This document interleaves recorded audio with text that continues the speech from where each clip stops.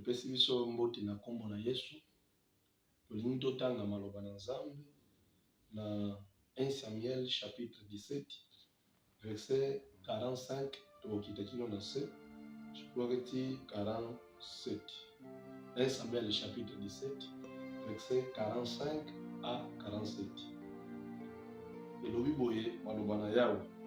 David dit aux Philistins: tu marches contre moi avec l'épée, la lance et les javelots. Et moi je marche contre toi au nom de l'Éternel des armées, du Dieu de l'armée d'Israël que tu as insulté. Aujourd'hui l'Éternel te livrera entre mes mains, je t'abattrai et je te couperai la tête. Aujourd'hui je donnerai les cadavres du camp les Philistins aux oiseaux du ciel et aux animaux de la terre. Et toute la terre saura qu'il y a Israël et un Dieu. Il y a un Dieu, pardon. Et toute cette multitude saura que ce n'est ni par l'épée, ni par lance que l'Éternel sauve, car la victoire appartient à l'Éternel, et il vous livre entre nos mains. Que le Seigneur soit loué.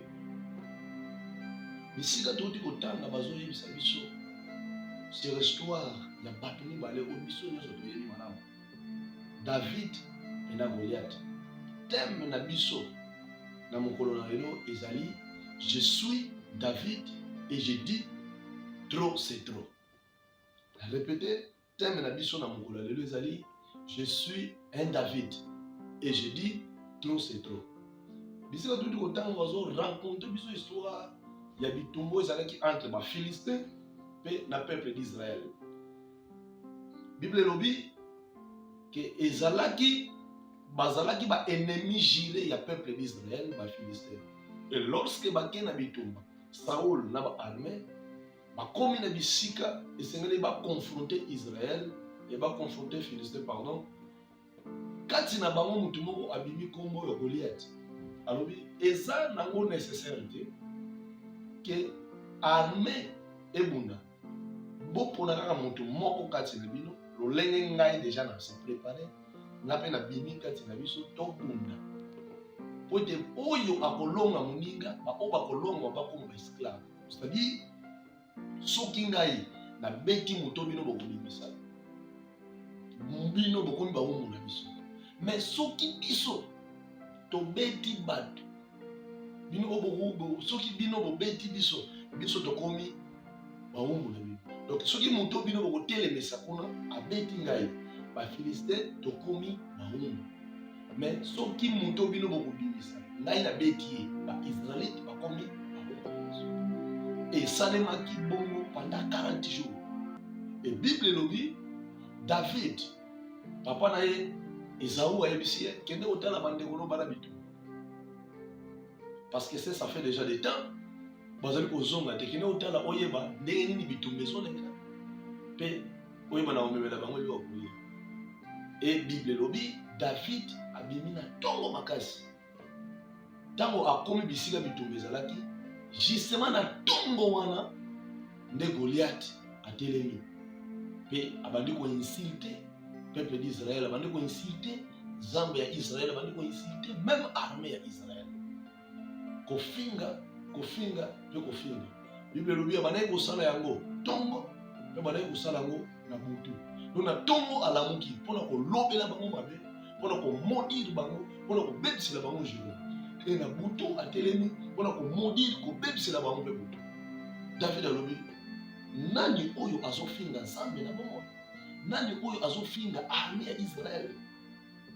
Ameko se renseigner et balobi moto oyo nenga zawana yende azali atelemi côté ya Philistin. Donc depuis toza awa ça fait 40 jours tozo ko bakobunda na été parce que c'est alobi moto moko abi pe bana ko moto. Et roi alobi oyo akobunda na ye, oyo akobunga ye, akopesa ye mwana na ye. Akopesa ye mwana na ye pour abana. Bien-aimé dans le Seigneur, David alobi ngana okende kubunda na ye. Bandeko na ye bameki kotelemela ye. Alobi ozalaka lolendo. eloko nini soki oye koluka awa parce que se bandeko na ye bayebaki somo ya moto wana. Et Saoul tango bamemeli ye sango ya David ke David alingi abunda na ye, Saoul abandi koyebisa David alobi omoni moto wana oyo olingi obunda na ye abotama na bitumba akola na bitumba vi na ye nyonso bitumba. David mpe alobi pa roi lolenge ye aza na historique ya bitumba, lolenge ye aza na CV ya bitumba, nga mpe na CV na tango papa na nga banaye kotinda nga na zamba mpona kende kobatela bampate balion baours babanaye koya na banaye kobunda na bango na banaye koboma bango mpona kosauve lolenge moko mpe nasalaki epa bani na kosala mpe bongo mpa insécurité mpona kopermettre te na kondima te ke akontinue koinsulte nzambe ya Israel, na kontinue koinsulte armée ya Israel ya nzambe na bongo. Alors David azwaki courage, David atelemi mpe akenaki kobundisa Goliath. Et toyebi histoire ezalaki kaka monoko ya pamba, ezalaki kaka koganga ya pamba ya Goliath. En fait David akonfrontaki na ye kutu physiquement te, ezalaki ka libanga ya pamba ezwaki na elongi mpe Goliath ayebanaki kokoya. Tolobi teme na biso ya lelo eza je soigne David et je dis trop c'est trop. La Bible nous dit clairement qu'il va s'arrêter 40 jours. Goliath chaque tongo et chaque poko abanaye kobima kobana ko maudire bango lobela bango mabe pona ko bebisa journée bango pona ko bebisa mutu na bango. Saoul azalaki wana soki tozongi sima tango bazo consacrer Saoul comme roi bapesi biso statistique bapesi biso forme et Saoul azalaki Bible elobi Saoul azalaki kitoko azalaki na tai azalaki minga mais malgré kitoko na ye malgré niveau na ye azalaki awaye kosala eloko te devant Goliath parce que Nzambe abwakisaki ye déjà. Et à part Saoul bandeko ya David mpe bazalaki na bitumba bien formé déjà na armée. Mon frère, ma sœur, problème oyo ewumeli na vie na yo, problème oyo ewumeli na libota na yo, problème oyo ewumeli na moka, les problèmes eza te nani oyo aza plus expérimenté. Non, les problèmes eza te nani aza na Nzambe. David yenda azalaki na Nzambe. Saoul Nzambe abwakisaki déjà malgré azalaki roi, mais likolo ya David mafuta union communion ezalaki na Nzambe na David. Et yango ne salaki même alonga Goliath. Je sais qu'il y a des fois total la ba grand frère oyo bazali boso na biso. On a ko telema na ba problème oyo zo wumela na mabota na biso. Goliath ya famille na yo a oyo pe ko tomber parce que c'est ce qui yo David ozana bonne communion ensemble au telemi pe bon ndisa. C'est possible maladie wana esila na famille na yo. C'est possible situation wana oyo wumela oyo elia même koko na yo. Il y a des parents, il y a des yaya. Je me souviens, sœur Moko, Azoye Bisangai, Nabiso na libota Nabiso to bota akana césarienne. Maman Nabiso Koko Nabiso abota maman na césarienne. Maman Nabiso abota biso na césarienne. Ngamoko na boti na césarienne. Même petite sœur Nangai o auti ko kufa akufi na problème na césarienne. Na dit ma sœur, il faut prier. Et ça Goliath. C'est possible que la situation a changé. Surtout ça Goliath, mon frère, ma sœur. Surtout ça Goliath, pardon, la famille. Oyo abanda ko déranger famille. Depuis des années, yo za David, oyo ko telema, pe obunda contre Goliath yo abana kokoya. 40 jours. Tongo pokwa. Soki David ayakate. Je ne sais pas si on va aller au souka ndengeni. Na bité soki bitumba wole ko keneti na niveau nini parce que ça va na koya na tongo nyonso lobi bobi masaka mutu moko pote na bana bobunda na ye soki na beti bino bokomi bo ba mungu na biso mais ngai soki na beti soki bino bo beti nga ye abeti ngai biso to koma ozoka déclaration ya Goliath azoloba ke soki moto na bino abeti nga Philistin ba koma ba wumbu na bino. C'est-à-dire, problème na yo wana. Et yebike egokweya. Maladie wana. eyebiki ekokweya situation wana ewumela na famille eyebiki bakolonga yango nazokoya informe yo ke biso na kati na biso towana yana moto alonga na ekulusu Yesu Masiya oyo aza kati na bomoi na yo. Mon frère, ma sœur, apesi yo bokonzi likolo ya maladi, apesi yo bokonzi likolo ya nyonso oyo ezotungisa famille, oyo ezowumela na mboka, oyo ezowumela na vie na yo. Comme un David, loba je suis un David et je dis trop c'est trop. Alors, telema bisika oyo ozali, tombola motu likolo, sambela pesalela bokonzi oyo Nzambe apesali. Nino ezowumela na famille na yo. Nino eza comme Goliath na libota na yo. Nino eza comme Goliath na quartier na bino. Nino eza comme Goliath etelema et bloka ba faire. Nino eza comme Goliath etelema et bloka ba étude. Na ba famille mususu ba kotanga te sur ba sisi humanité ya monde suka na bango. Na bombongo ba mataka likola $100 te basuka ka. Babala kate soli ba sente bango bakena ndako bazongi. Ata babali ndenge nini akena ndako libala abota kate. Ata bali ndenge nini azonga kana ndako papa. Goliath moko atelema na famille pour ko bloquer, pour ko silisa kimia. David alobi nazobunda contre incirconcision oyo pour ko longola soni ya Israël. Pour ko longola soni ya Israël parce que c'est ezalaki na se ya soni. Incirconcis paye moko azofinga tongo poko ko finga. Bala muka fingi, bolingo bolala afingi. Soni wana elataki. Mais David a télémaki. Abundaki contre Goliath. Et Goliath a tombaki.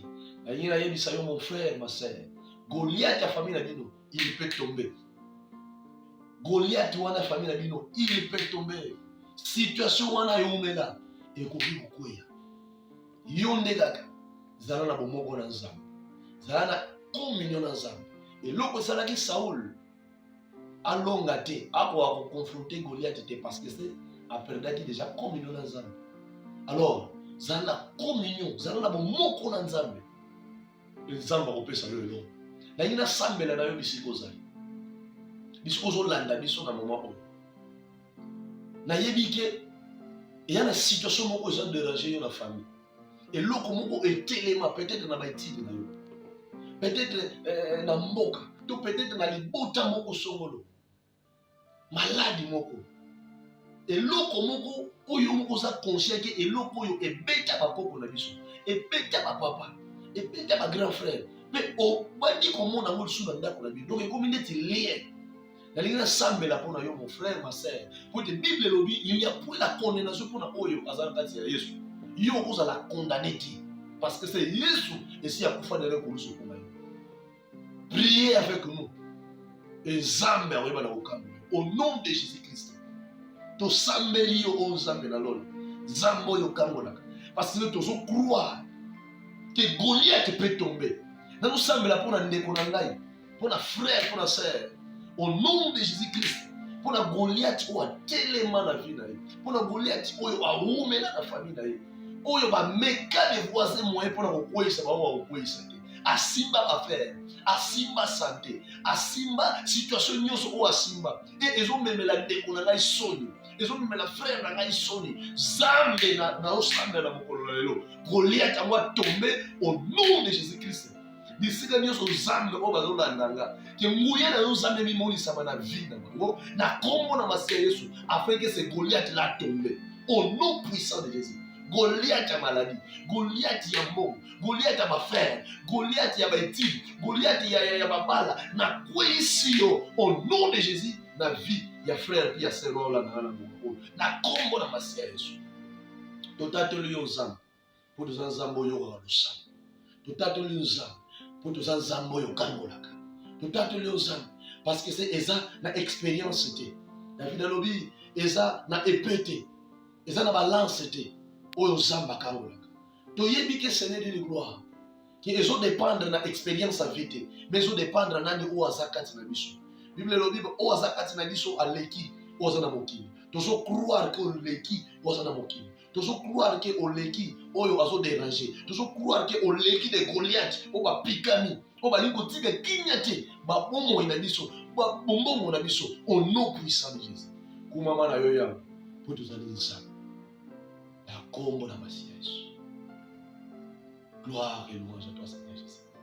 Que Seigneur soit loué pour la monga oya permettre aux gens de partager les. Alors, s'il y a un problème, s'il y a une situation, on a besoin, il y a orientation, il y a prière, sujet de prière, on comme la biso, Anzela, on tine la biso, on ben la biso, Anzela va coordonner, oyo, ezoleka, nase ya vidéo, et Nzambe appuyé maman, que Seigneur soit